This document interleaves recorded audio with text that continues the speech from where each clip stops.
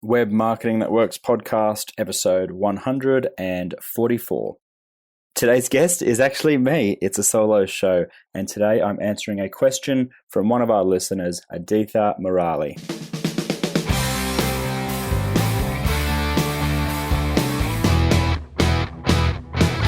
Welcome to the Web Marketing That Works podcast. Come behind the scenes of real-life marketing experiments and listen in as amazing guests confess the truth about what really works.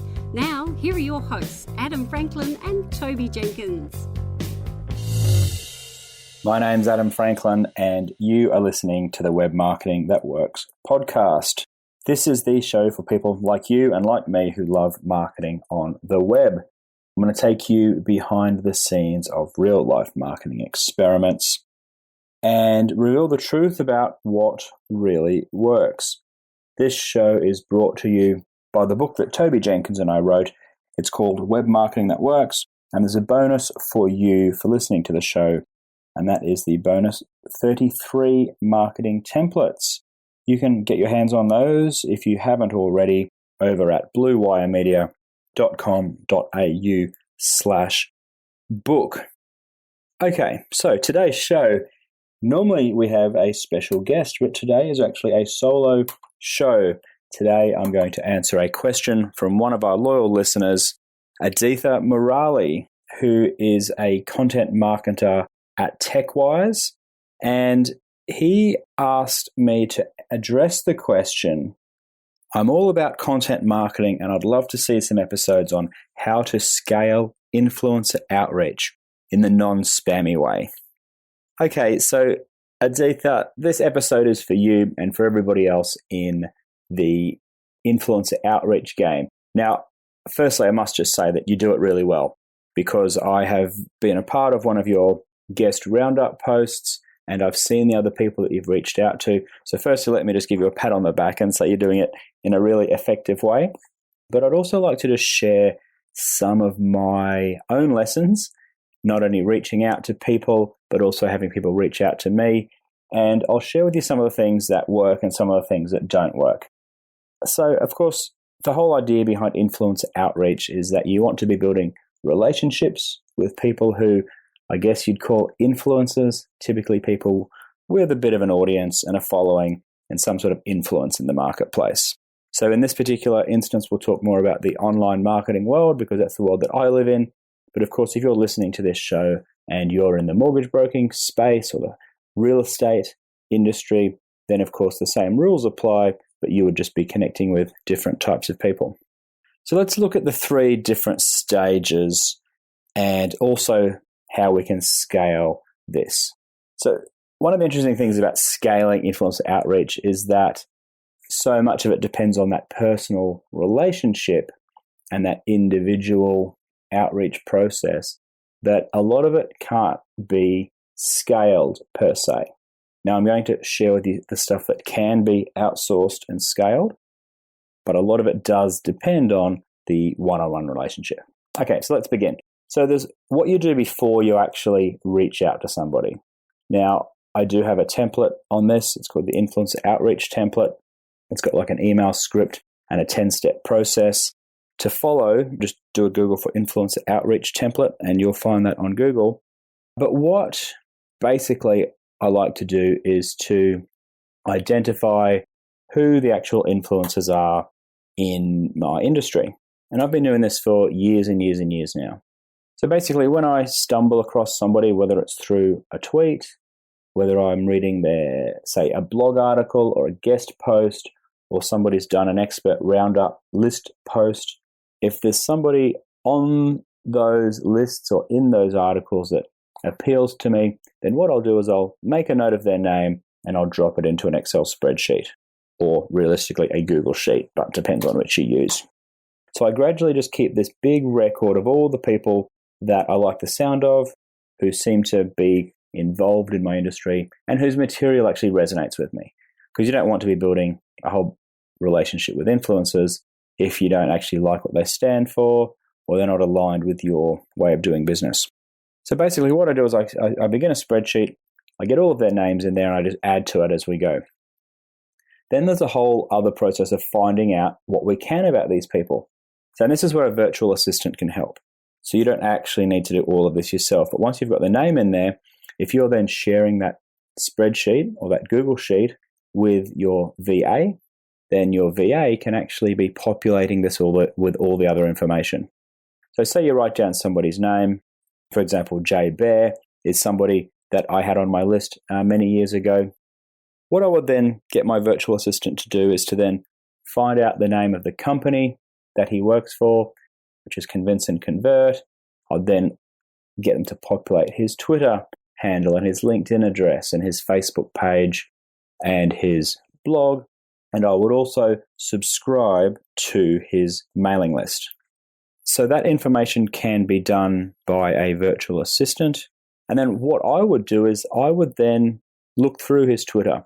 I would retweet some articles that resonated with me. I would leave a comment on his blog on an article that I particularly liked. I would reply to some of the email newsletters that I received from being on his list. And I would aim to have 5 or 6 touch points as a bare minimum before I reached out with something specific that I wanted to ask for. So if you follow that simple process, fill out a spreadsheet with all the names of people that are influencers. If you don't know who the influencers are, just do a Google search, top influencers in XYZ industry, real estate, mortgage broking, whatever, and then go through and pick out the names that you like. Or get your VA to go through and pick out what he or she thinks are the influencers most aligned to your way of thinking. So then at the end of that, you've got basically a spreadsheet with hundreds of names, hundreds of contact details, and you subscribe to hundreds of lists. And you've got this opportunity then to warm these influencers up so that you can then hopefully form a relationship with them, which is part 2, where you actually reach out directly and ask for something which must come from a place of generosity. It must be in their best interest to do it. It must be very easy for them to do and can't be self-serving. So examples of this is to feature them in a roundup post, to add them, as in a roundup post is where you might ask them for a 1-sentence reply to what's your favorite SEO technique, or what's your favorite podcast, or something like that. So they can just reply in 1 sentence, maybe 2, and then you can collate that and put it on a blog post and then publish that to the web. So what you're doing is you're making it very easy for them to maybe spend less than a minute replying to you. And in exchange for that, the influencer is going to get a lot of exposure on the web because you're publishing a blog post featuring them or including them. And ideally, you'd like to include a backlink to them as well, because that provides a little bit more SEO juice for their contribution to your site. And that's a very easy, low-risk way to actually initiate a relationship with the influencer. Now, the worst thing you can do is say, can I line up a quick call and pick your brains about something? Because a lot of people still do this. It comes from a place of selfishness. What's in it for the recipient or the influencer? Nothing. They get time of their day chewed up with someone they don't know, giving advice that's probably available for free somewhere on the web. If you weren't lazy enough, if you were not lazy and actually looked it up. So very often, if that's your approach, you're nearly always going to get met with a no. In fact, you're probably going to get met with silence because people don't respond to those emails. So it's got to be actually promoting or shining the light on the influencer that you want to connect with. Now, another really great way to do it is if you have a podcast or you interview people over like a YouTube video. I've been doing this for many, many years. In the early days, it was YouTube video interviews over Skype. Now it's over a podcast. And the best way to do this is just invite them onto the show. Say, I've followed your stuff. They should know this because they've seen you retweeting them. They've seen your comments. They've seen you reply to newsletters. So you're not just a complete random, but you're somebody within their community who's demonstrated interest in what they've got to say. And then you're inviting them onto your show. Now, the reason this is so appealing typically for the influencer is because they can then get more exposure and share their message with a new audience, as in your audience. So when I invite people onto my show, I'll typically let them know that I'd love to talk to them for 15 to 20 minutes, and then I'll publish that podcast, obviously to iTunes and Stitcher and all those other platforms. but also that I will have it as a blog post on my blog and also share it with my email subscribers. So most of the time that will end up with somebody saying yes to your podcast show. And then, of course, you actually do interview them and you do your research and you conduct a meaningful interview for them. And the most important thing with the whole interviewing process and the podcasting process is to actually close the loop with them and thank them, let them know when the podcast is live, make sure you promote that podcast through social media channels and email. And that way we've got multiple opportunities to add value to them and to connect with them. And over time, this is how you get on their radar and this is how you become, I guess, connected or friends with these types of people. From there, a lot of people just leave it at that. But what I do like to do is every 3 to 6 months, reach out to them, send them an email and say, thanks again for this, or comment on something that I've seen them do on the web. And that way you have this ongoing communication with them, which is exactly what you want. You want to be in their network, you want them in your network, and you want to have that ability to communicate with them in future. So look, there are a couple of tips for the actual asking part. And again, to recap, it's got to be from a place of generosity. It's got to be very easy for them and very valuable for them, not the other way around. If it's very difficult for them and very valuable for you, like you hitting them up for a 15-minute pick your brain phone call, then that's not very appealing for an influencer. So do it from a place of generosity. And then, the third and final part on how to scale the influencer outreach process is the follow-up. So one of the best ways to do this, I find, is I actually typically send my book, if it's, and a thank you card to people that are on my show. And if they're international guests and they come from outside of Australia, I'll typically send them like a little Aussie gift pack. Like it'll have a little koala and it'll have a packet of Tim Tams in there as well, which are chocolate biscuits in Australia. So that follow-up process is really the key. So how do we scale this up? Well, there's a number of things that you can do and you shouldn't do. Okay, so because it all comes down to personal relationships, I like to be the one that actually writes to the influencer. I'm much more responsive when I receive outreach emails for people to come onto my show. If it comes direct from the person and they've got a genuine interest in what I talk about and the audience that listens to my podcast and the subscribers I've got on my blog and email newsletter. If it comes from a PR type of manager, I'm definitely less receptive to it unless I've got a strong personal relationship with them as well. So look, VAs can help a lot. They can certainly help with fleshing out that spreadsheet of all the content for each of the people, and they can help in terms of like actually collating all the information that influencers might write back so that you're not actually editing all the podcasts or editing all the blog posts. But for me, I personally really like to have that direct relationship with the influencer, and I respond better when it's a person directly reaching out to me. Everybody's different. There's no right or wrong.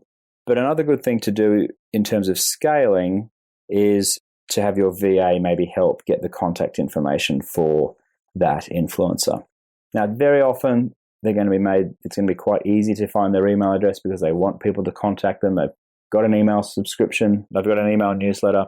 So it's normally very easy to find. But if for some reason it's not, you might like to use a tool like Email Hunter. It's a service that you can use to find people's email address. The URL for that is hunter.io,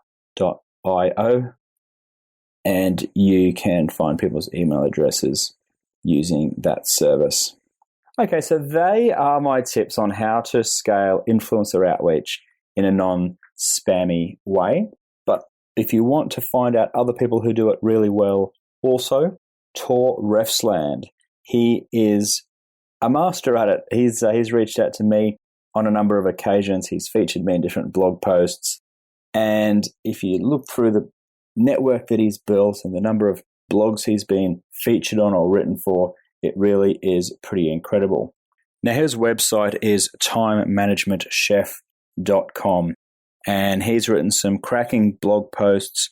The more recent one is to celebrate his birthday, and it's a 12,000-word blog post acknowledging a whole lot of people that he's connected with and that have helped him And if you follow what he does and read his articles, there's a lot to learn from Tor Refsland, based, as I recall, in Norway. So he's one to keep an eye on. That's timemanagementchef.com. So Aditya Murali from TechWise, that is my 2 cents worth on that topic.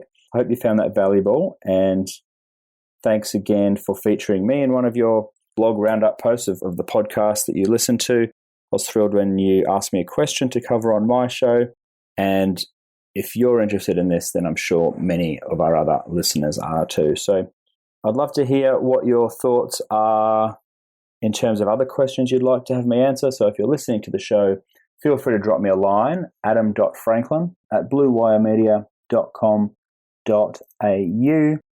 Hit me up with your question. And my plan in 2017 is to do a lot more of these solo shows, as well as the guest interviews, of course. But I really like getting your questions and sharing my 2 cents worth with you. So that's a wrap for the show. It was brought to you by my book, Web Marketing That Works, and the bonus 33 marketing templates that go with it. You can download those at bluewiremedia.com.au. Again, feedback is always welcome. My email, adam.franklin@bluewiremedia.com.au. Sometimes I say that too quickly and my accent makes it difficult to understand what I'm actually saying. So it is blue, like the color, BLUE, wire, like a wire that you plug into the wall, WIRE, media.com.au. Now, I just want to read out a couple of 5-star reviews that we've had from listeners lately. Now, here is one from Willis Will Do. He says, with a 5-star review, first time I listened to this podcast on my daily 5K walk, but now have 136 days lined up.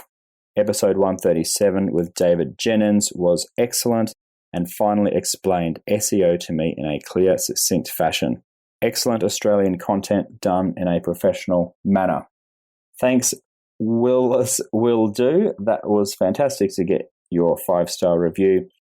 If you've listened to the show today and you've enjoyed it, I would love it if you could leave us a review and rating on iTunes or Stitcher or wherever you're listening to it, because that certainly makes a big difference to our visibility.